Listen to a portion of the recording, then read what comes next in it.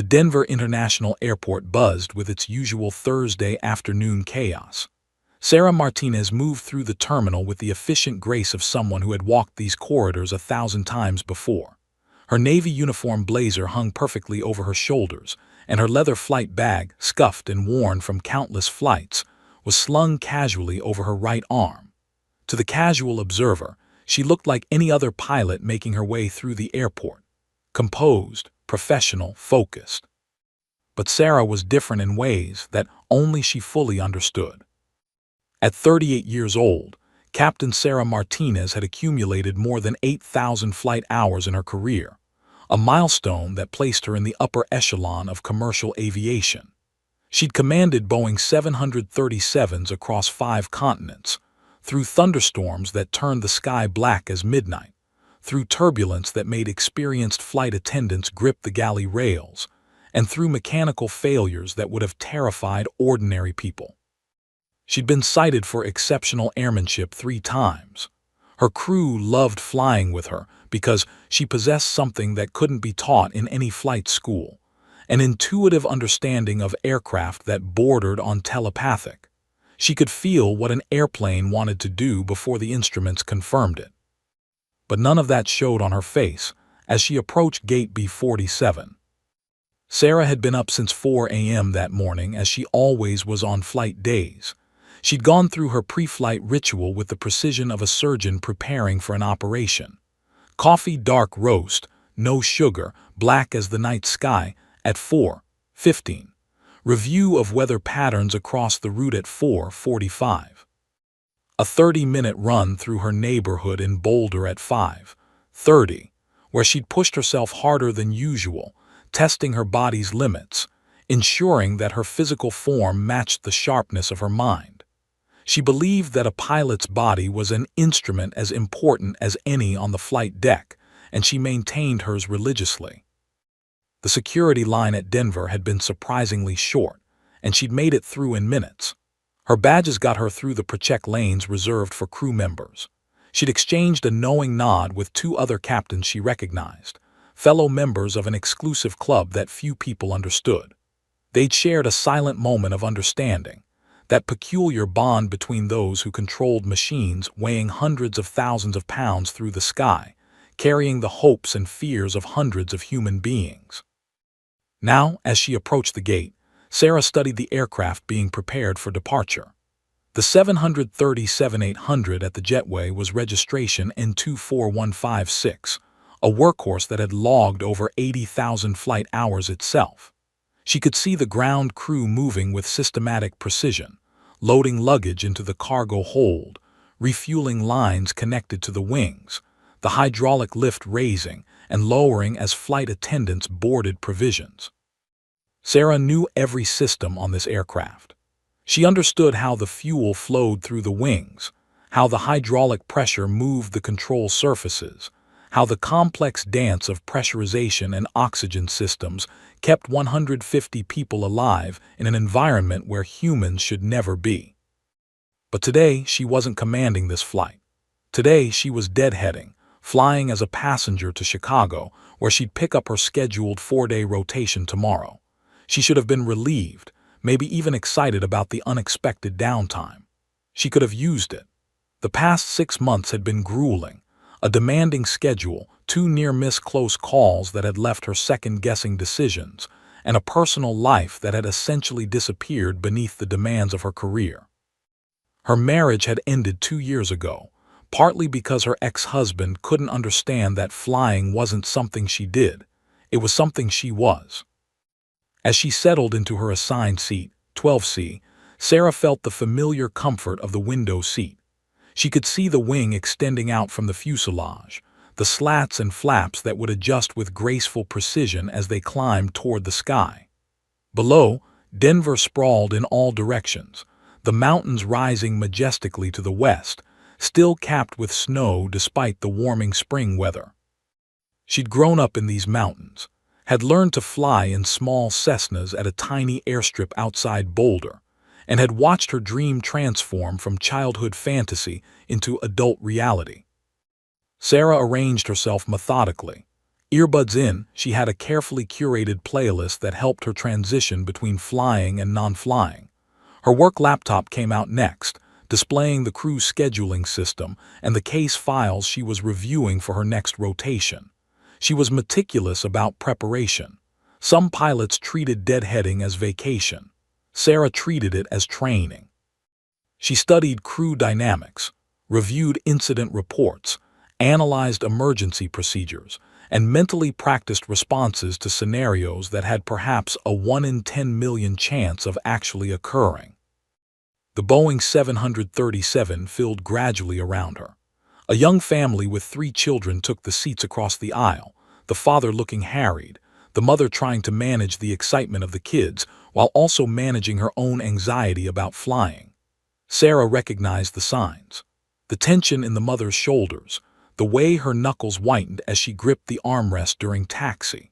Sarah had flown enough to understand that for many people, this plane represented something genuinely terrifying.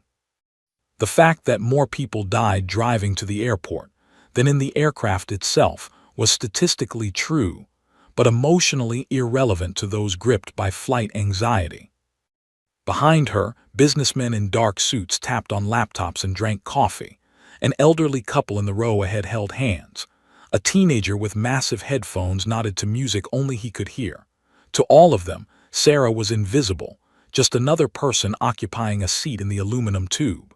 Nobody looked at her and thought, "That woman could save my life." Nobody realized that sitting among them was someone trained to respond to emergencies that would paralyze ordinary people with fear. Sarah opened her laptop and pulled up her email, but her mind drifted slightly. She gazed out the window at the mountains beyond the airport, at the endless sky that had been her second home for 20 years. She felt that familiar anticipation building, the sense that something was about to change, though she couldn't articulate why. In her 15 years as a captain, she'd learned to trust her instincts. They'd guided her through difficult decisions, had whispered warnings before systems failed, had pushed her toward moments of clarity when confusion reigned. The jetway door sealed with a pneumatic hiss. The engines began their startup sequence. Captain David Chen's voice crackled through the intercom with the standard safety briefing that most passengers had stopped listening to years ago. Sarah listened anyway. She always did, because unlike most passengers, she understood that those boring procedural words represented the difference between life and death. As the aircraft pushed back from the gate, Sarah had no idea that her peaceful afternoon was about to transform into the most significant hours of her life. 37 minutes into the flight, at 35,000 feet somewhere over northeastern Colorado, the Boeing 737 began to whisper a secret that only trained ears could decipher. Sarah felt it first as a vibration, subtle, almost imperceptible, traveling up through the fuselage into her seat. Her body registered the anomaly before her conscious mind could fully process it. It was the kind of vibration that most passengers would never notice, would dismiss if they did as part of the normal symphony of flight. But Sarah's body had been calibrated by thousands of hours in flight decks. Every nerve ending in her system was attuned to the aircraft around her, aware of the normal hum and rhythm of a healthy machine. This vibration was wrong. This vibration meant something was breaking. Her eyes snapped open. The earbuds came out immediately. Sarah's hands gripped the armrests with unconscious tension. Around her, passengers remained oblivious. The businessman to her left continued typing furiously on his laptop. The young family across the aisle had settled into that peculiar calm that comes once you're airborne and there's nothing to do but accept your fate. The elderly couple was already asleep, the woman's head resting against the man's shoulder. The vibration intensified almost imperceptibly. It was coming from the right side of the aircraft. Sarah was certain of it. She turned her head slightly toward the window, studying the right engine from her vantage point in 12C through the plastic window shade. She could see the engine cowling, the glint of afternoon sunlight on the metallic surface. Everything looked normal. Everything appeared exactly as it should. But nothing in aviation was more dangerous than things that appeared normal while being absolutely, catastrophically wrong. Sarah closed her eyes and listened with the intensity of a musician identifying an out-of-tune instrument in an orchestra. The vibration was rhythmic, pulsing in waves, not a violent shaking. If it had been violent, other passengers would have noticed, flight attendants would have reacted. This was subtle.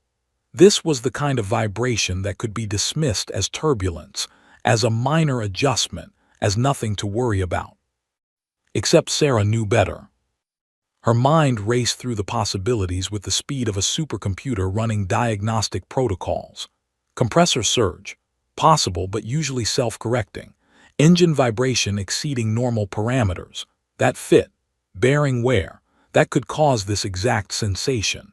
Blade degradation in the high-pressure compressor section. Her stomach tightened at the thought. If a blade was fracturing inside the engine, they had a finite amount of time before catastrophic failure became inevitable. 20 seconds had passed. The vibration was still there, still subtle, still deniable if you wanted to deny it. Sarah wanted to deny it. She wanted to close her eyes, plug her earbuds back in, and pretend she was just another passenger. But she couldn't. The aircraft was speaking to her, and she was the only one who could understand its language. Up front in the cockpit, Captain David Chen was experiencing his own moment of realization. The vibration had started just slightly enough that it took his trained attention to notice it at all. His co-pilot, James Morrison, had noticed it simultaneously.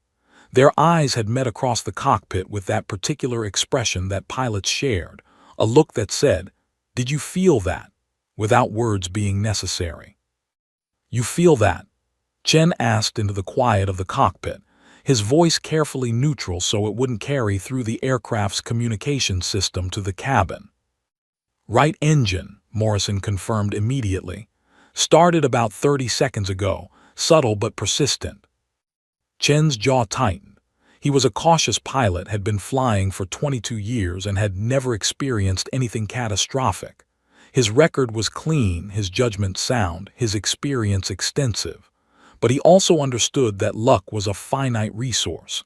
Every pilot accumulated risk hours, every flight added to the tally, and sometimes probability caught up. "Running diagnostics," he said, his hands already moving across the instrument panel. The computers aboard the 737 would provide data, engine temperature, pressure ratios, vibration sensors, fuel flow rates, numbers that would either confirm his fears or provide reassurance. The numbers came back wrong. Right engine temperature rising, fuel flow slightly elevated, pressure ratios showing irregular patterns. The engine wasn't dying suddenly, it was degrading in real time, like a sick patient whose condition was slowly declining. Chen felt cold sweat begin forming at his temples. In the cabin, Sarah's hands had begun to shake slightly. She interlaced her fingers in her lap, trying to keep the trembling invisible. The vibration hadn't stopped. If anything, it was becoming more pronounced, though still subtle enough that most people wouldn't consciously notice it. She watched the young mother across the aisle glance up from her magazine, her eyes momentarily uncertain, as though she'd sensed something amiss but couldn't quite identify what. Sarah's mind was running through protocols that she sincerely hoped she'd never have to use. Engine failure procedures, single-engine operations, emergency descent planning.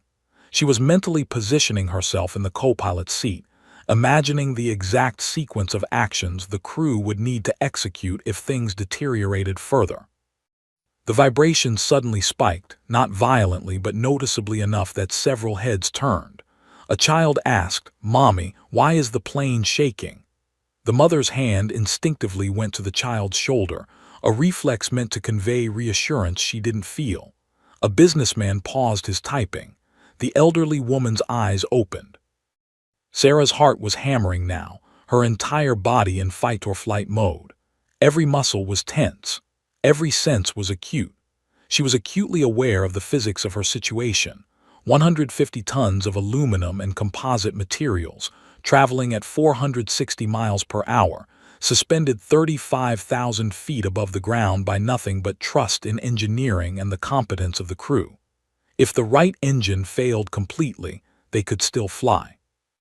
A 737 could operate on a single engine, but that didn't mean it would be safe. That didn't mean they were out of danger. Up front, Captain Chen made his decision. He reached for the radio with steady hands, though his insides were churning. He needed to know for certain before he declared an emergency and set a chain of events in motion that would be difficult to reverse. But he also needed to get the aircraft descending toward an airport while they still had full control authority.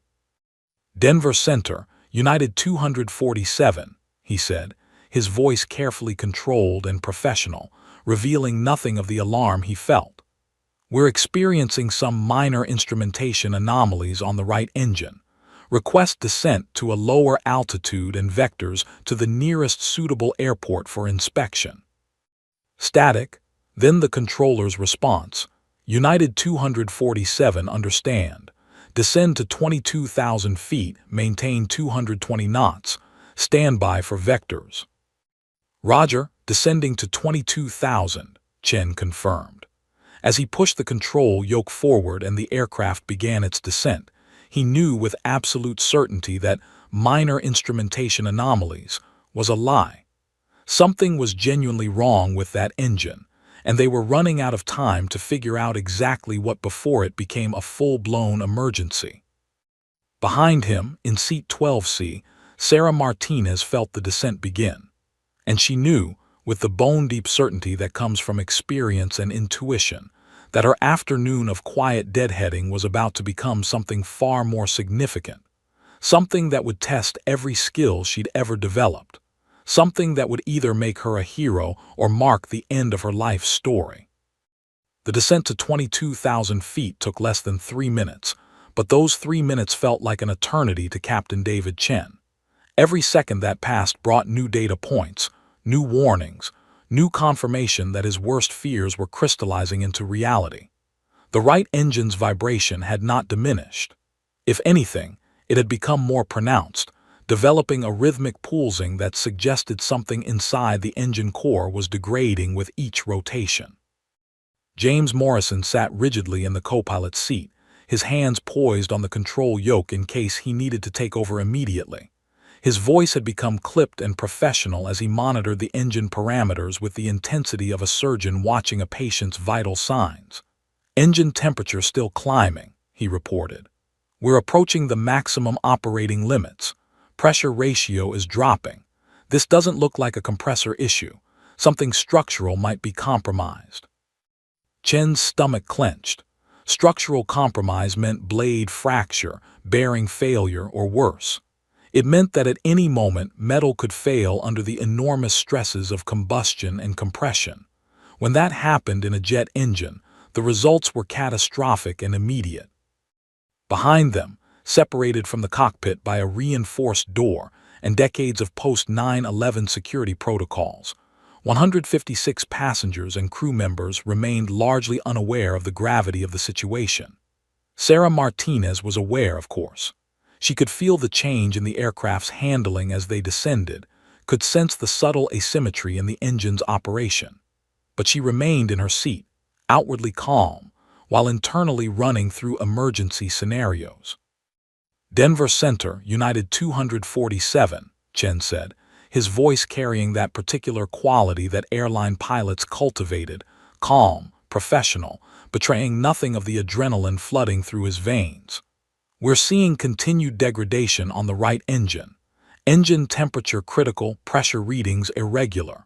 Request immediate diversion to nearest suitable airport." The response was instantaneous, revealing that someone in Denver's control center had already been monitoring the situation with growing concern. "United 247, understand your situation. We're beginning emergency vectors now. Divert to Johnson County Regional, southwest of your current position, approximately 70 miles.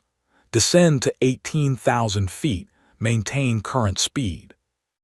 Chen acknowledged the instruction and began adjusting their heading. Johnson County Regional wasn't his preferred choice. Denver International would have been better, with its longer runways and superior emergency equipment. But Johnson County was closer, and with an engine that was potentially fragmenting at 35,000 feet, closer was infinitely better. "We're declaring this a full emergency," Chen said, his hand already moving toward the radio selector. This was the moment. Once he said those words, he was crossing a threshold from which there was no return. The words would trigger a cascade of responses throughout the aviation system. Hospitals would be alerted. Fire and rescue teams would mobilize. Military assets might be activated. The National Transportation Safety Board would be notified. This flight would become a matter of national concern. Chen pressed the transmit button. His voice, when it came, was steady and professional, the product of hundreds of hours of simulator training and the kind of discipline that only comes from knowing that lives depend on your composure in this exact moment. "Denver Center, United 247. We are declaring a full emergency. Multiple engine systems degrading. Request priority handling to Johnson County Regional. We have 156 souls on board."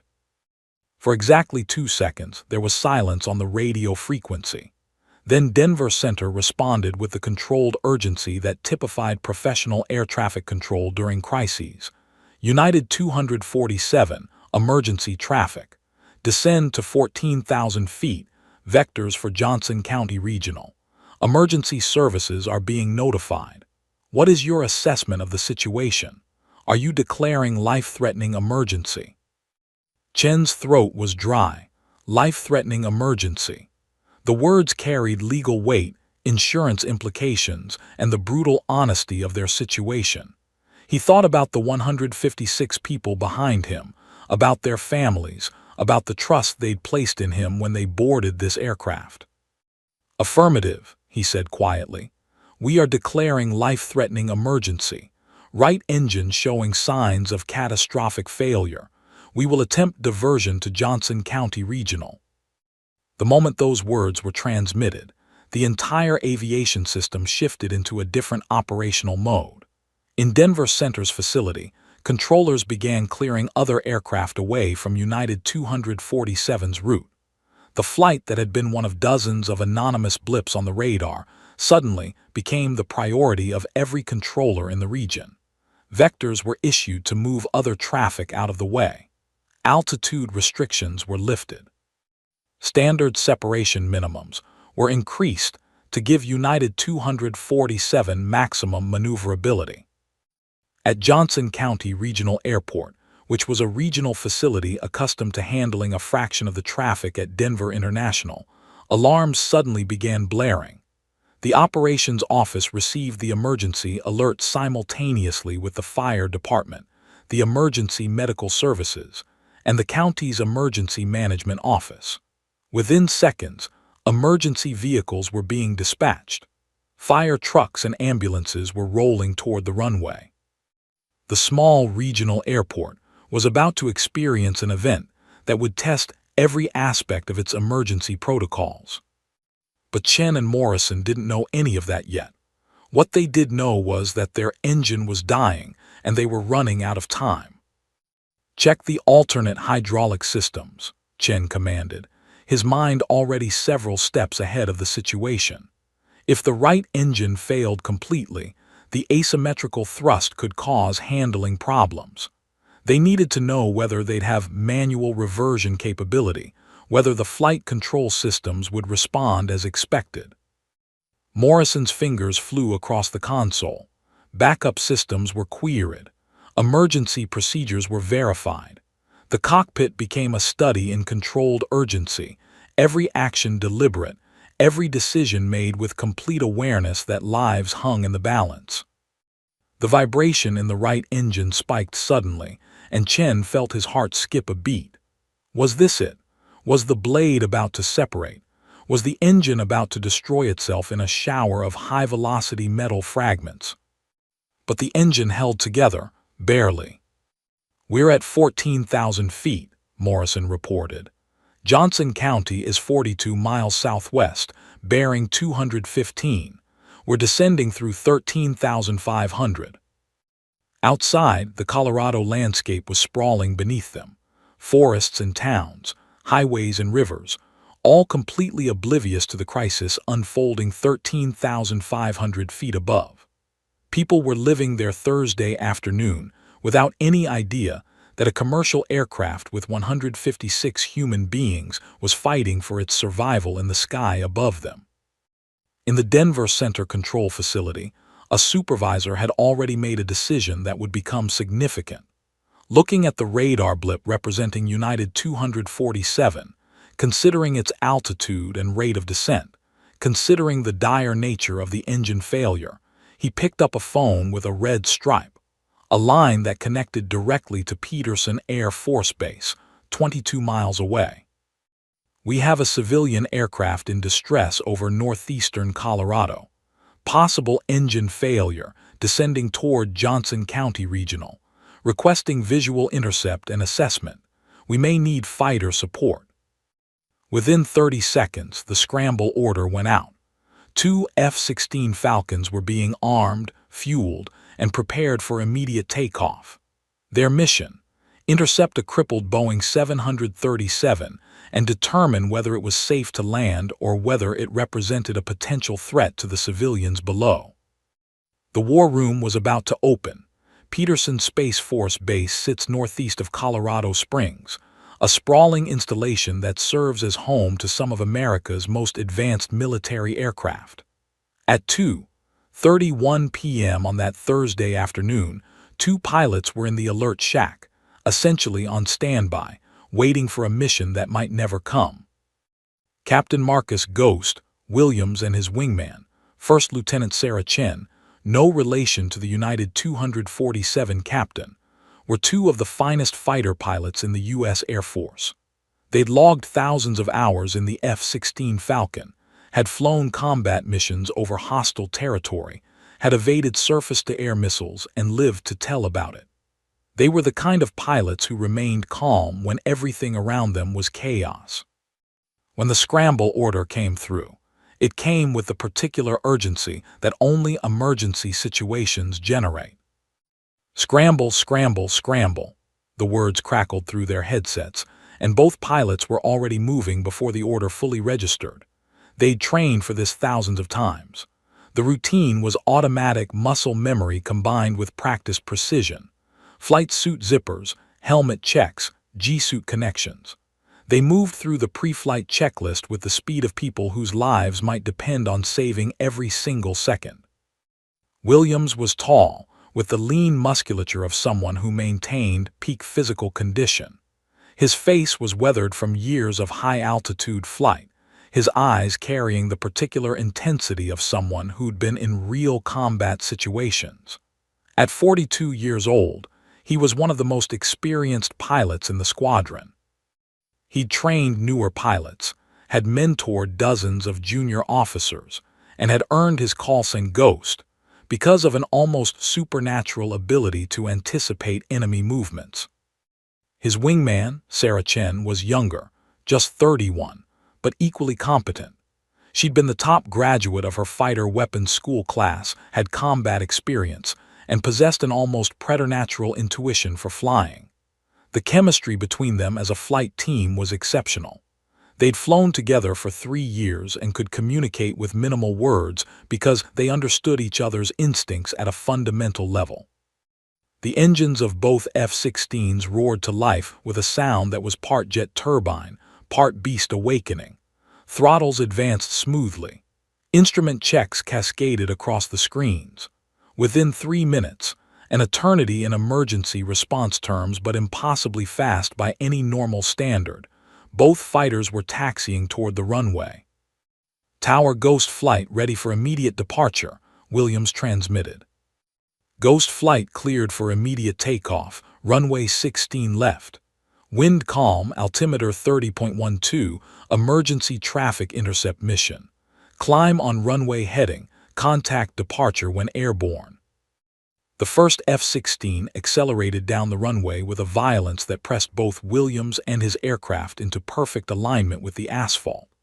The Falcon's engines produced 29,000 pounds of thrust when afterburners kicked in, and Williams engaged them the moment his wheels left the ground. The world below shrank instantly as the fighter climbed at a rate of ascent that commercial aircraft couldn't match in their wildest dreams. Behind him, Chen's F-16 followed, her takeoff equally explosive, her climb equally aggressive. Both pilots understood the time factor. A descending aircraft in emergency condition might not stay in the air long enough to wait for leisurely intercept procedures. "Departure, Ghost Flight Airborne," Williams called out as his altitude climbed through 2,000 feet. "Ghost Flight, radar contact.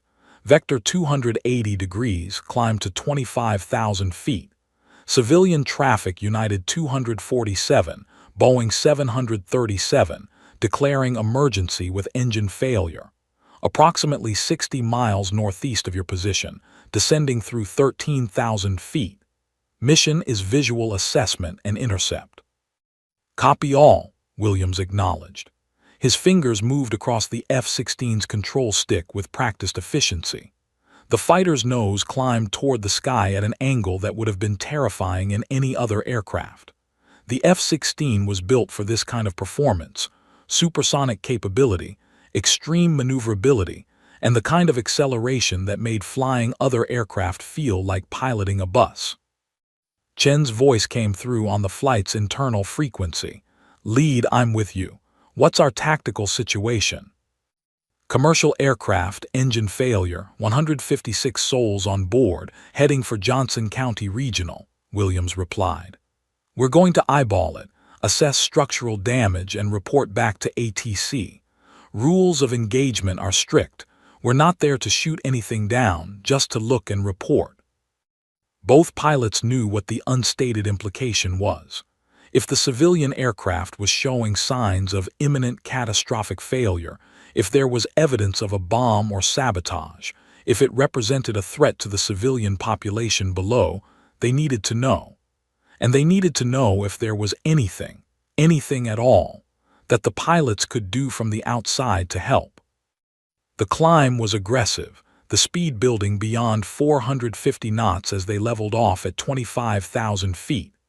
The Colorado landscape sprawled beneath them, mountains to the west, plains to the east, the thin threads of highways connecting distant towns. From this altitude, people were invisible. Buildings were toys. Everything seemed small and insignificant. "Departure, Ghost Flight is level at 25,000, Williams reported. "Ghost Flight, radar contact. United 247 is currently at 11,500 feet, approximately 35 miles northeast of your position, descending at 1,500 feet per minute.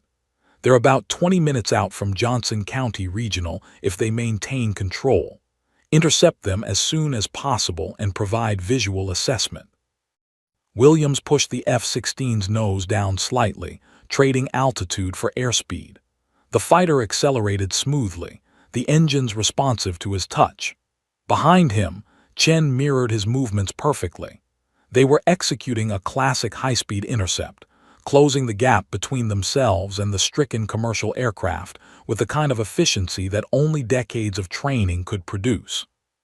It took exactly 8 minutes for them to get visual contact. The Boeing 737 appeared first as a speck on the horizon, then gradually resolved into the distinctive twin-engine profile of a commercial transport aircraft. But even from a distance, Williams could see that something was wrong. There was a thin white mist trailing from the right engine, hydraulic fluid streaming through the air, evaporating into the cold upper atmosphere. "Tally," Chen said over the flight frequency.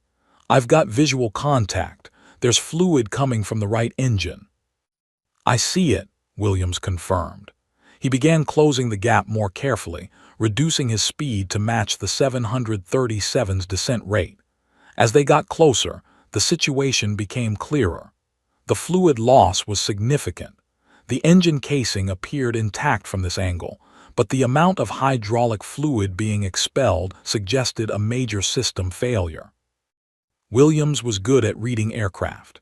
He'd studied damage assessments, had reviewed combat battle damage reports, had learned to interpret what aircraft damage actually meant.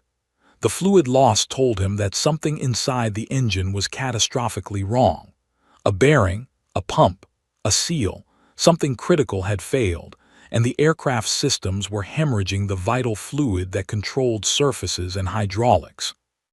He maneuvered his F-16 smoothly to a position just off the 737's right wing, staying at the same altitude and speed. Now, from this vantage point, he could see the engine more clearly. The compressor section appeared intact, but there was something about the casing that suggested stress. Cracks. Deformation. It was hard to tell at this distance and with the speed of both aircraft. United 247, this is Ghost Flight.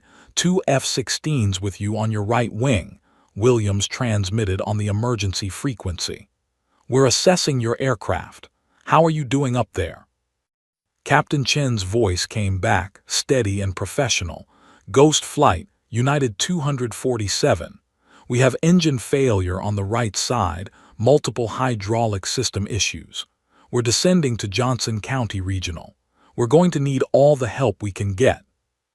Williams looked at the aircraft beside him, considered the data he was gathering, and made an immediate decision.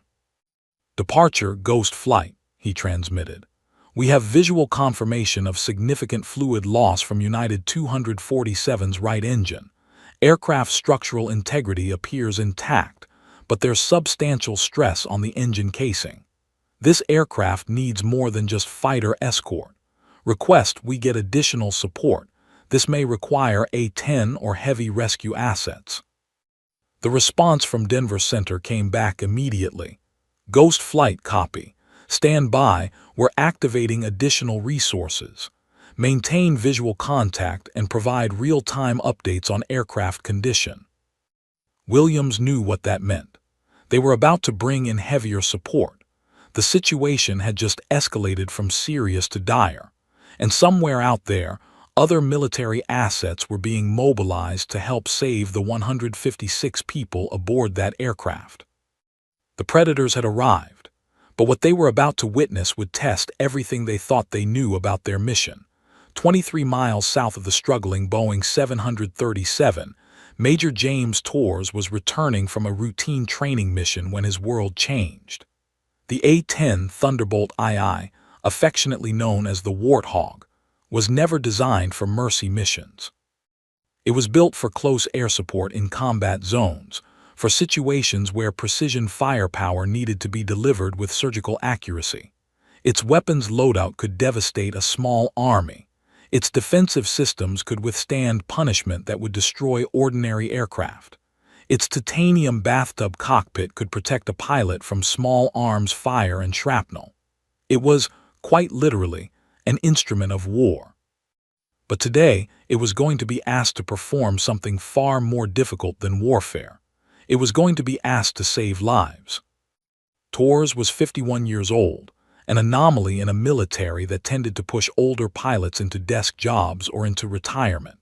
But Torres had no interest in desks. He'd been flying the A-10 for 22 years, had logged over 4,200 hours in the aircraft, and had seen combat in 2 separate conflicts.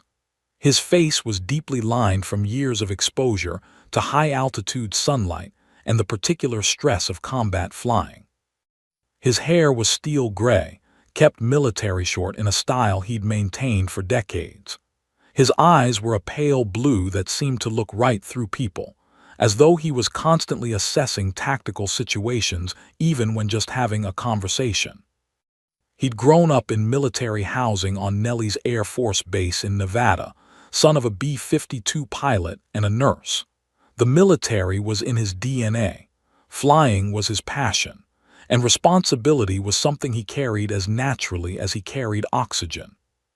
His wingman on this training mission was Captain Lisa Okonkwo, a younger pilot with exceptional talent and the kind of nerve that sometimes frightened even experienced veterans. They just finished a training sortie, working on close air support procedures, practicing the kinds of low-level, high-speed maneuvers that A-10s were designed to execute. Torres was heading back to Nellis, anticipating the paperwork and debriefing that awaited, when his radio exploded with priority traffic. "All aircraft, this is Nellie's approach." The controller's voice carried an urgency that immediately captured Tor's attention. "We have a civilian emergency in your vicinity. Boeing 737 declaring life-threatening emergency with engine failure, currently descending toward Johnson County Regional Airport, Colorado. Fighter escort is already on scene. A-10 is requested for immediate intercept and assessment. Major Tors, if you're hearing this, your closest asset.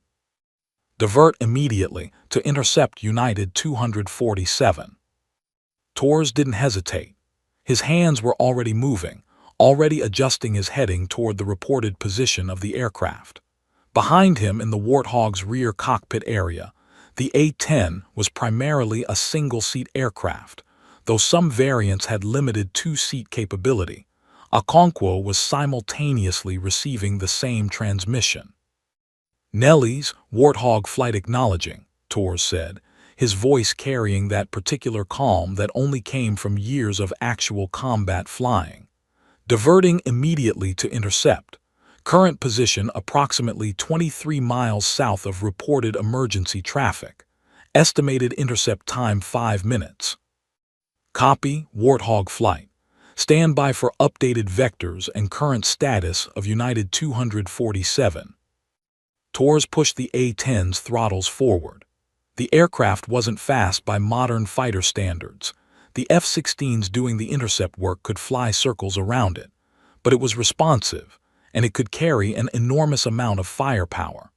As he pushed the nose up and banked toward the intercept heading, Tors found himself thinking about his daughter back at Nellie's, a junior in high school, planning to join the Air Force Academy next year. He thought about his ex-wife in Albuquerque, about the few friends he had who kept telling him he should have retired years ago. But there was no thought of retirement now. There was only the mission. United 247, this is Warthog flight, Tors transmitted on the emergency frequency, using his call sign rather than his aircraft designation. In his experience, hearing a tough-sounding call sign sometimes helped anxious crew members believe that competent help had arrived. "We're approximately 4 minutes out from your position. Can you give me a status update on your situation?" Captain Chen's response came back steady but with an edge of tension. "Warthog flight, United 247. Right engine catastrophic failure, hydraulic systems compromised. Fighter escort is already with us. We're descending through 9,000 feet, approximately 15 minutes from Johnson County Regional. We need all the help we can get." Tors absorbed the information with the speed of a pilot who'd processed combat situation reports under fire. 9,000 feet, descending, engine failure, hydraulic issues. He understood with the clarity that came from experience exactly what that meant.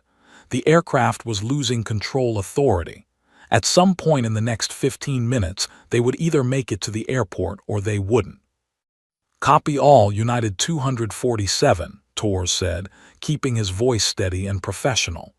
"I'm going to be your close air support, which means I'm going to stick with you and help however I can. If you need to ditch, if you need to eject, if you need anything, I'm here."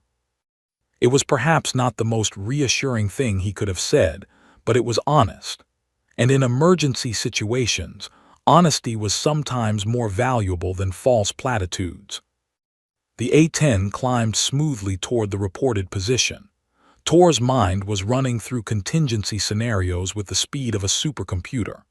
If the 737 had to ditch in mountainous terrain, he could provide cover for rescue operations. If they had to eject and came down in hostile territory, not likely in Colorado but theoretically possible, he had weapons to suppress threats. If the aircraft came down in a populated area, he had the training and capability to provide tactical support for emergency response. His job had just expanded from training sortie to potential life-or-death crisis management. Nellie's Warthog flight, what's the current status of Johnson County Regional? Are they prepared for emergency landing? Warthog flight, affirmative. Emergency services are fully mobilized.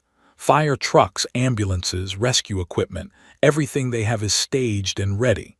Weather at Johnson County is marginal visual range, scattered clouds at 3,000 feet, visibility 4 miles. Winds are light and variable. It's not ideal, but it's workable. TORS process the information. Marginal visual range. That meant the pilots of United 247 would have to execute an instrument approach, getting the aircraft down through clouds with limited visibility. With an engine out and hydraulic problems, that was going to be incredibly difficult. But it was possible. People had survived worse. 4 minutes became 3. 3 became 2. And then, suddenly, the Warthog broke through a scattered cloud layer, and TORS had visual contact with the F-16s and the stricken 737. What he saw made his chest tighten.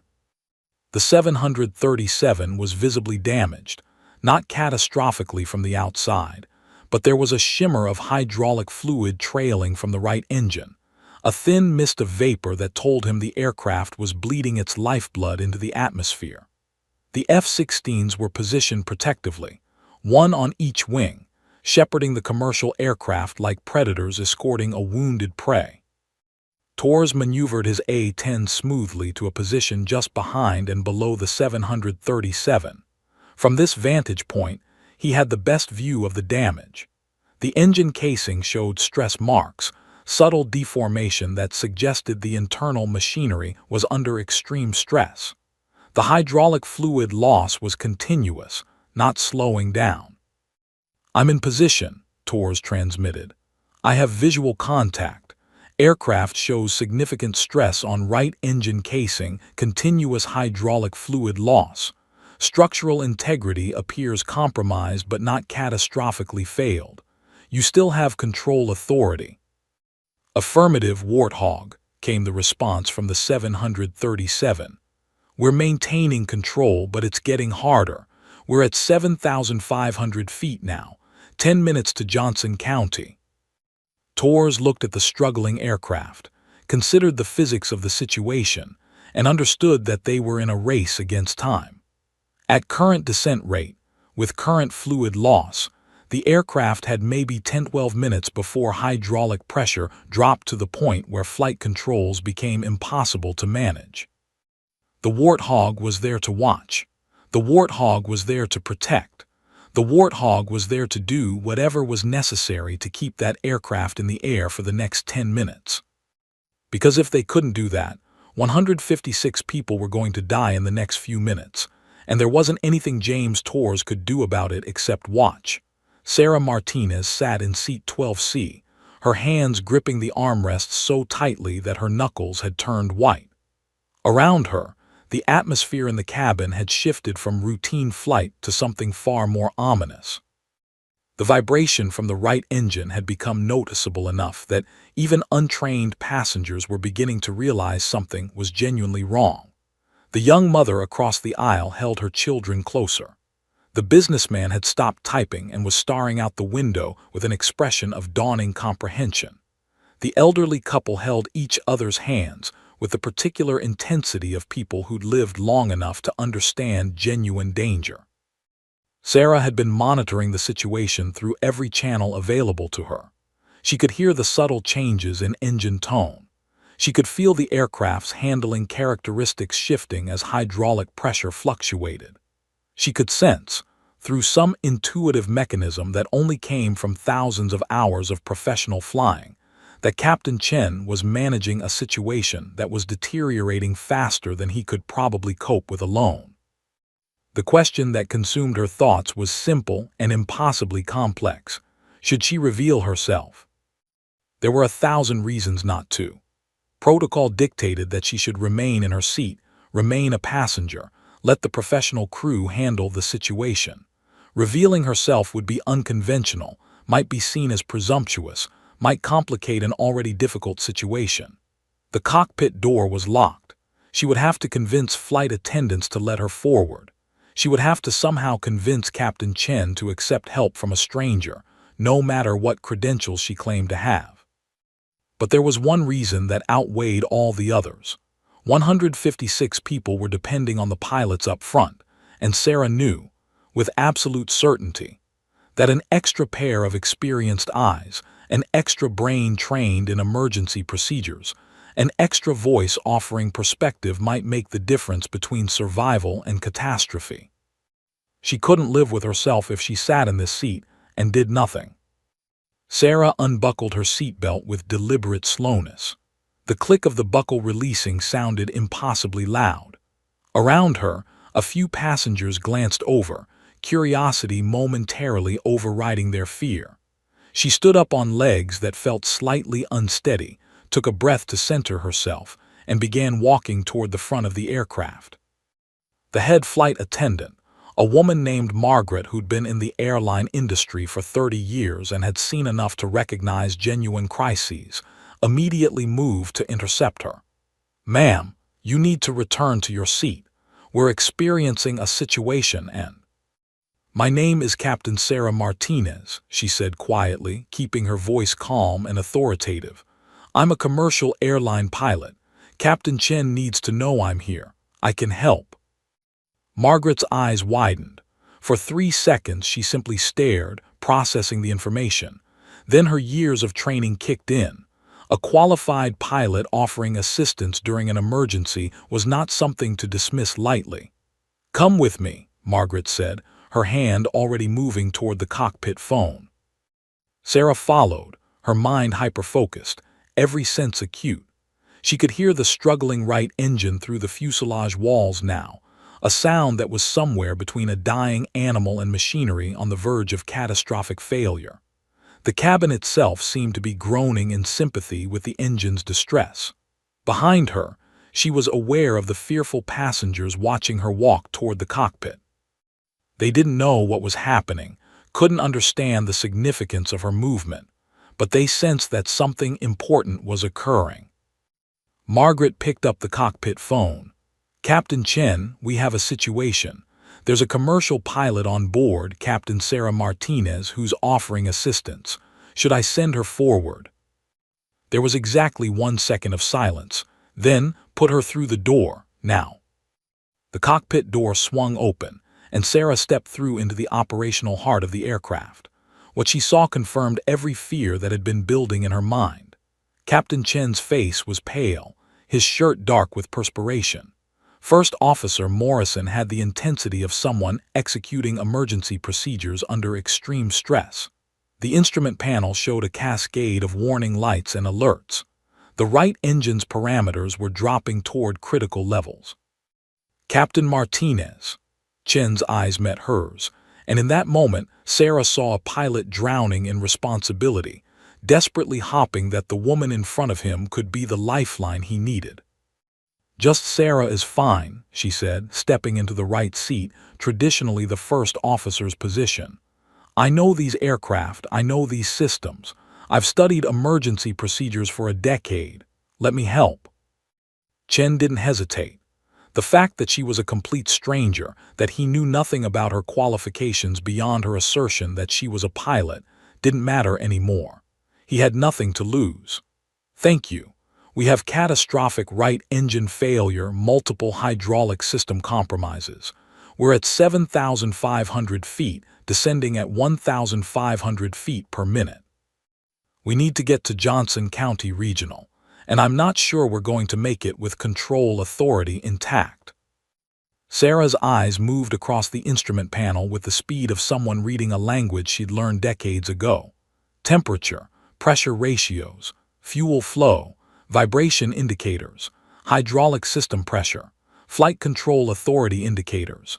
Each number told her part of a story, and together they painted a picture of an aircraft in severe distress. "How much hydraulic pressure do we have remaining?" she asked, her voice steady and clinical. "Primary system is at 1,200 psi and dropping," Morrison reported. "Backup system showing 800 psi." "Alternate system?" Sarah asked, already knowing what the answer likely was but needing confirmation. "We're trying to get it online now," Chen said. But with the right engine degrading this fast, it's difficult to manage simultaneous procedures. Sarah's mind raced through the hierarchy of priorities. Engine failure was immediate. Hydraulic pressure was critical, but they could manage with degraded authority. Landing procedure was everything. "Okay," she said, her voice taking on the particular quality of command authority that only comes from years of pilot training. "Here's what we're doing. First Officer Morrison, get that alternate hydraulic system online. Chen, I want you focused exclusively on maintaining aircraft control and descent management. I'm going to work the emergency procedures and coordinate with ATC." Something shifted in the cockpit. 3 pilots had become a crew. The burden of responsibility had been redistributed. Chen felt the weight lifting slightly from his shoulders.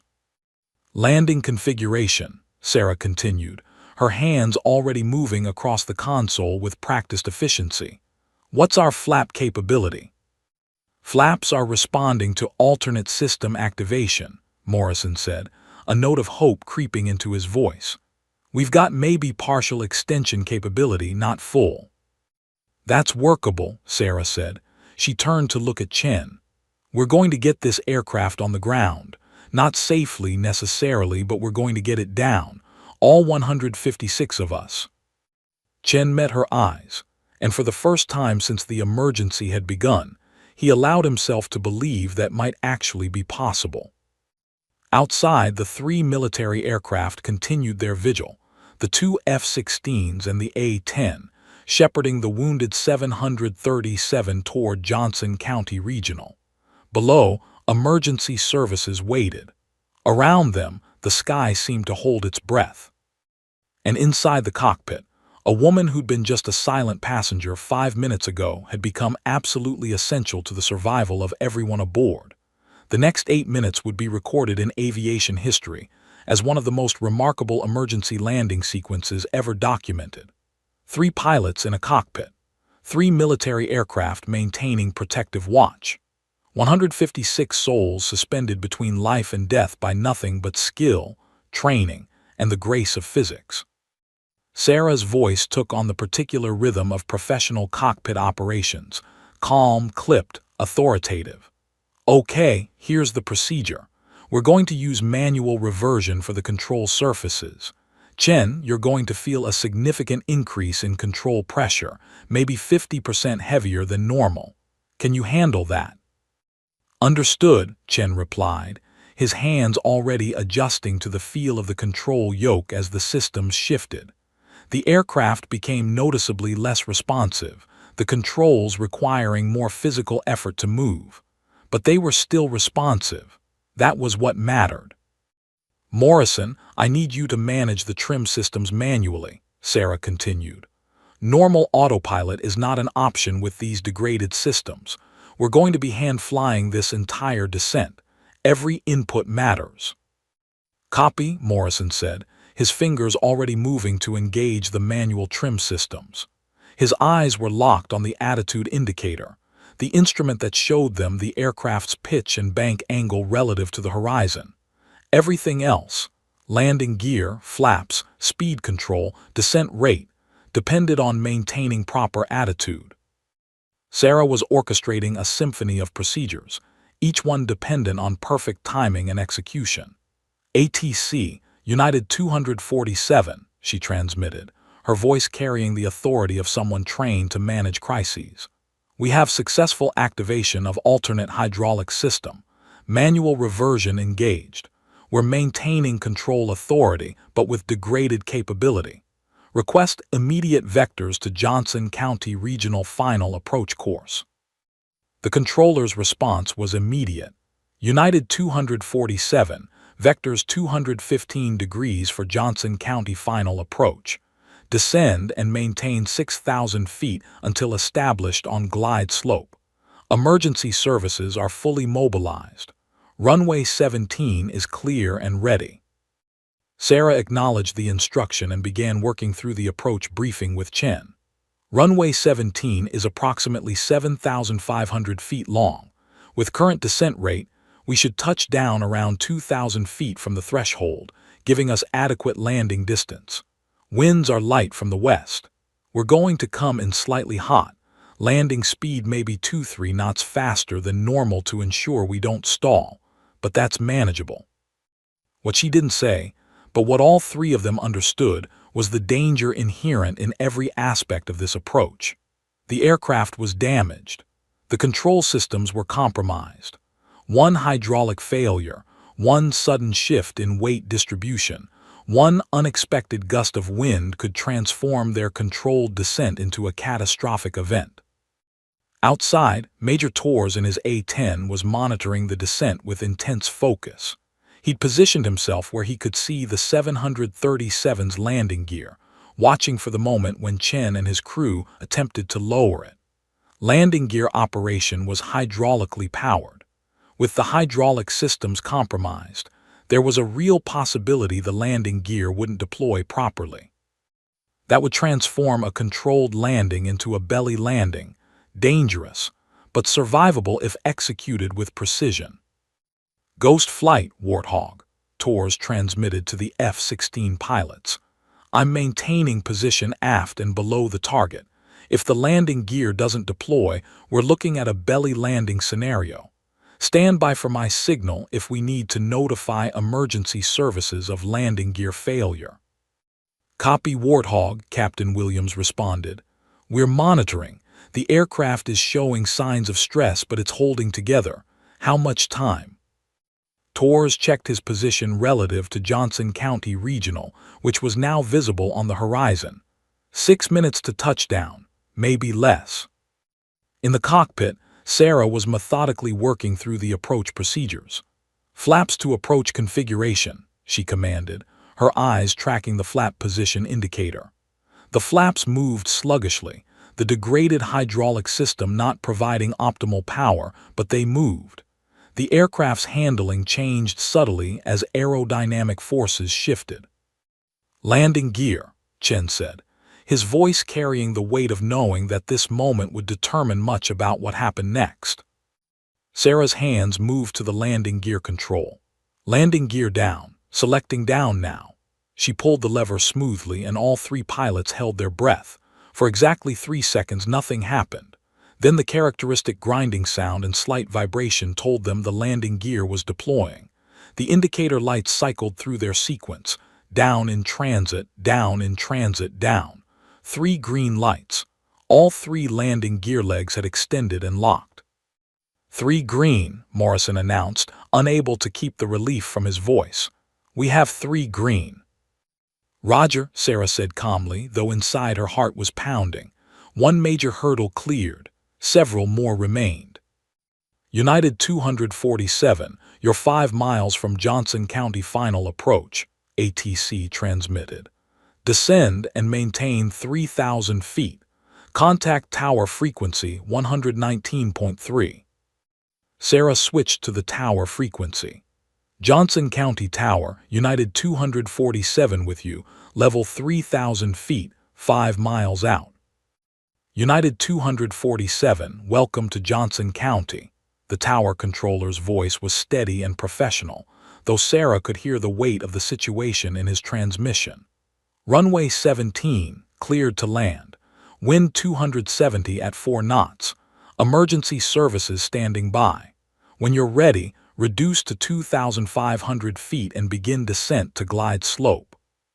Chen began a gentle descent, his hands adjusting the control yoke with minute movements. The aircraft descended smoothly, the attitude indicator showing perfect alignment with what the approach required. Below them, Johnson County Regional was visible now, a small regional airport with a single runway, emergency vehicles lined up on the taxiway like metallic sentries. 2,500 feet, Morrison called out, monitoring descent rate. "Descent rate 1,000 feet per minute, good, on glide slope." 1,000 feet, Sarah said, her eyes locked on the altimeter. "Speed looks good. Chen, you're doing great, just keep her stable." Through the cockpit windows, the runway was growing larger. Details that had been abstract were becoming concrete. The runway markings, the threshold lights, the massive fire trucks waiting off to the side. Sarah could see the approach lighting systems, could see the runway itself with pristine clarity. 500 feet, Morrison announced. Landing lights on, approaching minimums. Going visual, Chen confirmed. The runway filled his forward view now. He could see the exact point where he needed to touch down, could judge the glide slope by eye and instrument together.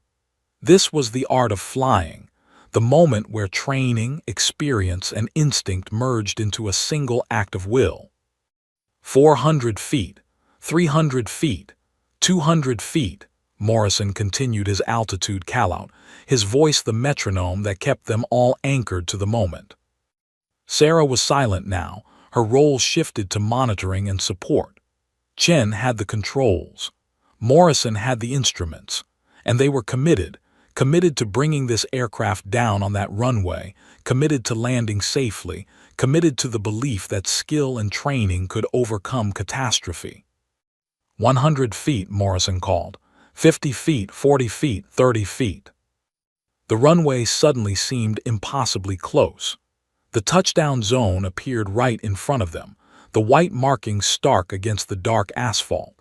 Chen's hands made tiny adjustments, his body feeling every nuance of the aircraft's behavior through the control yoke. 20 feet, 10 feet, 5 feet. The wheels touched the runway at precisely 2:47 p.m., 47 minutes after the first engine vibration had signaled the beginning of the emergency. The impact was firm but controlled. The aircraft bounced slightly, then settled onto the runway, its landing gear absorbing the impact with perfect functionality. The brakes engaged. The aircraft decelerated smoothly.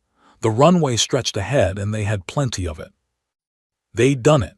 Against impossible odds, they'd done it. The Boeing 737 came to a complete stop 3,200 feet down the runway, well within safe parameters, with adequate distance remaining. For exactly 2 seconds, there was absolute silence in the cockpit.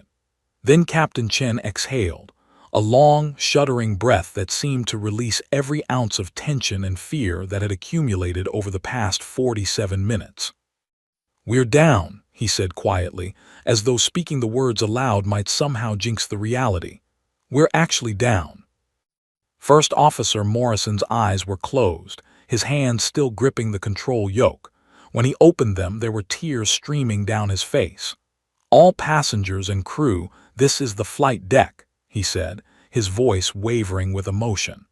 "We have landed safely at Johnson County Regional. Please remain seated until we receive direction from flight attendants. Thank you for your patience and cooperation." Sarah allowed herself exactly 5 seconds to absorb what had just happened. 5 seconds to understand that she'd helped save 156 lives. 5 seconds to feel the weight of that responsibility, the enormity of that accomplishment. Then her training reasserted itself. "Let's get the engines shut down and secure the aircraft," she said, her voice returning to that clinical, professional tone. "ATC, United 247 is on the ground, secure, requesting ground control." Around them, emergency vehicles were already moving. Fire trucks and ambulances began their organized approach to the aircraft. Paramedics checked their equipment. Police officers established perimeter security. The entire apparatus of emergency response, which had been coiled and ready for the past 50 minutes, now sprang into action.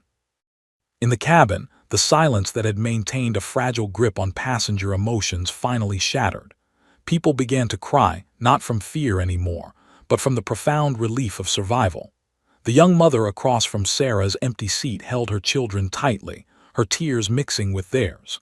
The businessman who'd been working on his laptop slumped forward, his shoulders shaking.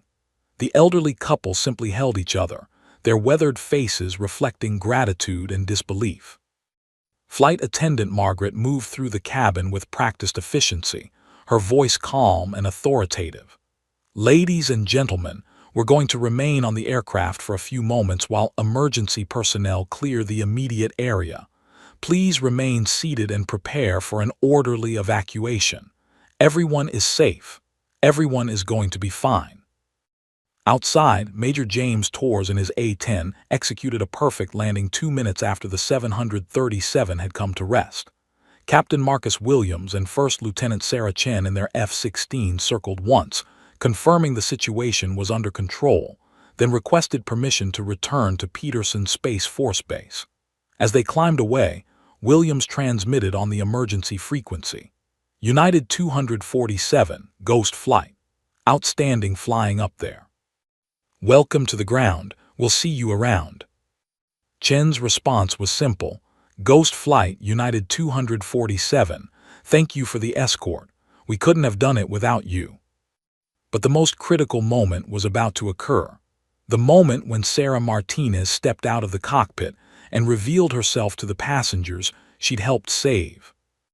Captain Chen turned to her as the aircraft sat stationary on the runway. "I don't know how to thank you," he said, his voice still carrying emotion. "If you hadn't volunteered, if you hadn't come forward, I don't know if we would have made it." "You would have made it," Sarah said, and she meant it. "You're a good pilot, Captain Chen. You would have found a way. But we got lucky that I was on board, lucky that the systems cooperated, lucky that everything aligned perfectly. A lot of people just got very lucky today." "Come on," Chen said. "You need to be recognized for what you did." Sarah moved through the cockpit door and into the cabin. What happened next was something she would never fully prepare for. The moment the passengers saw her emerge from the flight deck, there was a collective intake of breath. Then, almost simultaneously, the cabin erupted. People stood, many unsteadily, legs shaking from adrenaline crash, and began to clap. Not polite, perfunctory applause, but intense, emotional applause. Some passengers were crying, some were laughing, many were doing both. A small boy, maybe 7 years old, asked his mother, "Is she a hero?" "Yes," his mother said, pulling him close. "She's absolutely a hero." Sarah felt heat rise in her cheeks. She'd never been comfortable with praise, had always believed that pilots were simply doing their jobs, that heroism was something ordinary people did when circumstances demanded it. But looking at the faces around her, the gratitude, the relief, the profound understanding that these people's lives would have ended if not for her decision to reveal herself, she began to understand that sometimes heroism was simply saying yes when it would have been far easier to say no. Outside, emergency medical personnel boarded the aircraft with their equipment. A few passengers showed signs of cardiac stress from the adrenaline surge and were connected to monitoring equipment. Several people requested oxygen, but there were no serious injuries. The 737 had landed so smoothly, so perfectly despite its damaged systems, that nobody had been hurt in the touchdown itself. As passengers began their orderly evacuation, moving down the emergency slides despite having a functioning jetway available, they wanted to get away from the aircraft immediately. Sarah made her way through the crowd. Hands reached out to touch her. People thanked her. A grandmother hugged her so tightly that Sarah thought her ribs might crack. She accepted it all with quiet grace, understanding that these expressions of gratitude were necessary for their processing of what had nearly happened. By the time she reached the tarmac, emergency response personnel were everywhere. Paramedics were doing final health checks. Police were beginning to take initial statements. The FAA was preparing to secure the aircraft for investigation. News helicopters were already circling overhead, their cameras capturing images that would be broadcast across every major news network within hours. A woman in an FAA jacket approached Sarah. "Captain Martinez, I'm Regional Director Helen Reeves. We need to debrief you on what happened in the cockpit. But first, I want to thank you on behalf of every person at the Federal Aviation Administration. What you did today represents the very best of aviation professionalism." Sarah nodded, understanding that the immediate aftermath was now giving way to the official investigation process. She would spend the next 6 hours explaining every decision, every procedure, every moment of the emergency to FAA investigators, NTSB representatives, and airline officials. Her actions would be analyzed, debated, and studied for years to come. But as she stood on the tarmac, watching the setting sun paint the Colorado sky in shades of orange and purple, watching the emergency vehicles continuing their work, watching the passengers being led to a processing area where they would eventually be transported to hotels and reunited with their families, Sarah allowed herself a moment of reflection. She thought about the choice she'd made, the choice to stand up and reveal herself, the choice to trust her training, the choice to believe that skill and experience could overcome catastrophe. She thought about Captain Chen, who'd had the wisdom to accept help when it was offered. She thought about First Officer Morrison, who'd executed procedures flawlessly under extreme stress. She thought about Major Torres and Captain Williams, who'd maintained their protective vigil from above. She thought about the flight attendants, who'd kept passengers calm and organized throughout the crisis. And she thought about the 156 people who'd boarded a commercial flight, expecting a routine journey to Chicago, and who instead had experienced the most extraordinary hours of their lives. That night, the story broke across every news outlet in America. Silent passenger saves 156 lives. Hero pilot emerges from cabin to prevent tragedy. Woman pilot's quick thinking prevents disaster. The narrative was compelling, dramatic, almost cinematic in its structure. But for Sarah, the most significant moment came 3 days later when Major James Torres requested a personal meeting with her. They sat in a quiet coffee shop in Denver, two pilots who'd never met before but who'd been connected by a single extraordinary moment. Torres extended his hand. "I wanted to meet you in person," he said simply, "to tell you that what you did, not just the flying but the decision to step forward, that's what aviation professionalism looks like. That's what we should all aspire to." Sarah shook his hand, understanding that he meant every word. And in that moment, she finally understood the true nature of heroism. It wasn't about being exceptional. It was about recognizing when ordinary people could do extraordinary things and having the courage to try. Flight 247 never flew again. The damaged 737 became a teaching tool, its system studied by engineering students for decades. Captain Chen was honored by the airline. First Officer Morrison was promoted, and Sarah Martinez returned to her regular schedule, flying the skis she loved, mentoring younger pilots, and carrying the knowledge that on one ordinary Thursday afternoon, she'd answered a call that had changed 156 lives forever. The silent passenger had become a legend, but more importantly, she'd become a reminder that heroism wasn't found in the extraordinary, but in the choice to act when action was needed. The end. Le granate gliele devo fare di cadere da lì, quindi mi devo fare sparare in punti. Ok, non serve quindi venire qua sopra, mi sa, non ancora perlomeno.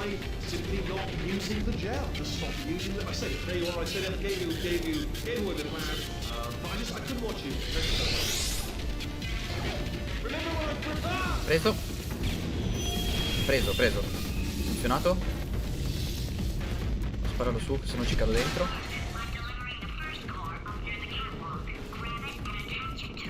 Ok. Dov'è andato però? Dov'è il nucleo? Come al solito, me l'ha messo in giro. Eccolo lì. Miau miau miau miau miau miau miau miau miau miau miau miau miau miau.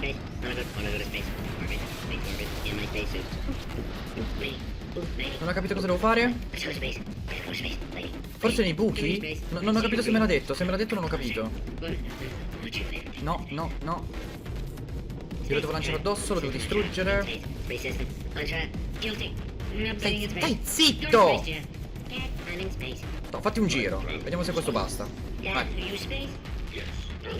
No, non basta. Non ho capito dove devo metterlo. Non qui.